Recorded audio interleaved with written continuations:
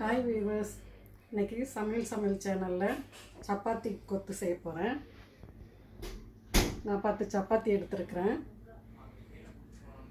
இப்படி பொடி பொடியாக கட் பண்ணி வச்சுருக்கிறேன். சப்பாத்தி கொத்து செய்கிறதுக்கு தேவையான பொருட்கள் வந்து பெரிய வெங்காயம் 2, 3 தக்காளி, பூண்டு நசுக்கி வச்சுருக்கிறேன், கொஞ்சம் இஞ்சி நசுக்கி வச்சுருக்கிறேன், சிறிது கொத்தமல்லி தழை, ஒரு சிட்டிகை மஞ்சத்தூள், 1 ஸ்பூன் மிளகாய்த்தூள், 1 ஸ்பூன் மல்லித்தூள், 1 ஸ்பூன் மட்டன் மசாலா, 5 முட்டை, தேவையான எண்ணெய், தேவைக்கேற்ப உப்பு.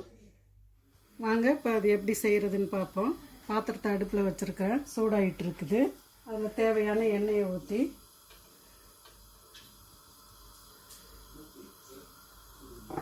நல்லா சூடாகட்டும். எண்ணெய் சூடாகிருச்சு.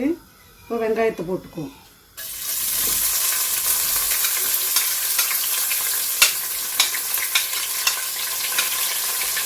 அடுத்து பூண்டு, அடுத்து இஞ்சியும் போட்டுக்குவோம். போட்டு நல்லா வணக்கிடுவோம்.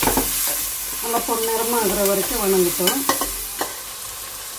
வெங்காயம் நல்லா வணங்கிருச்சு. இப்போ நம்ம வந்து தக்காளியும் போட்டுக்குவோம்.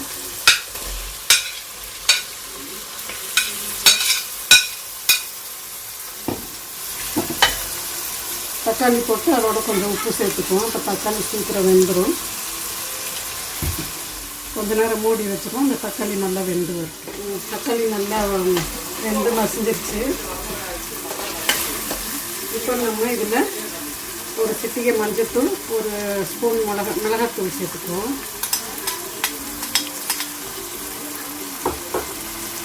அடுத்து 1 ஸ்பூன் மல்லித்தூள், 1 ஸ்பூன் மட்டன் மசாலா தூள் நல்லா வணக்கி விட்டுட்டு பச்சை வாசனை போகிற வரைக்கும் கொஞ்சம் நேரம் வச்சுருக்கோம்.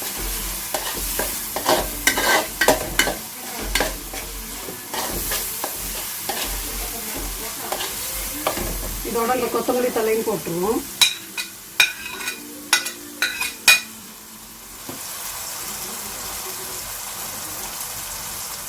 இதோட ஒரு 1/2 டம்ளர் தண்ணி சேர்த்துக்குவோம்.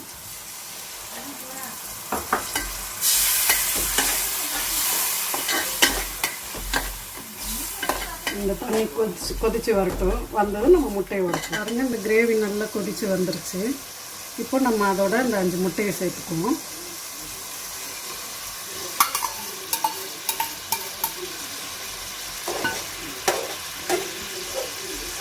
முட்டையை ஊற்றி சும்மா ஒரு கிண்டி ஒரு 5 நிமிஷம் மூடி வச்சுருவோம்.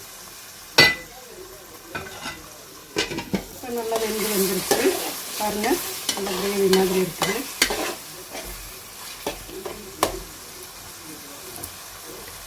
இதோட இந்த நம்ம கட் பண்ணி வச்சுருக்கிற சப்பாத்தியை சேர்த்துக்கலாம்.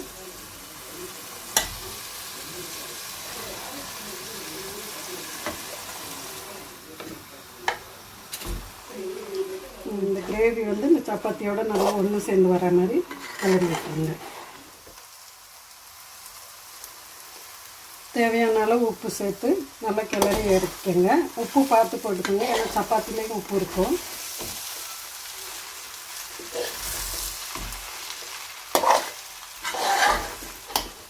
சுவையான முட்டை சப்பாத்தி கொத்து ரெடி. சுவையான சப்பாத்தி முட்டை கொத்து ரெடி.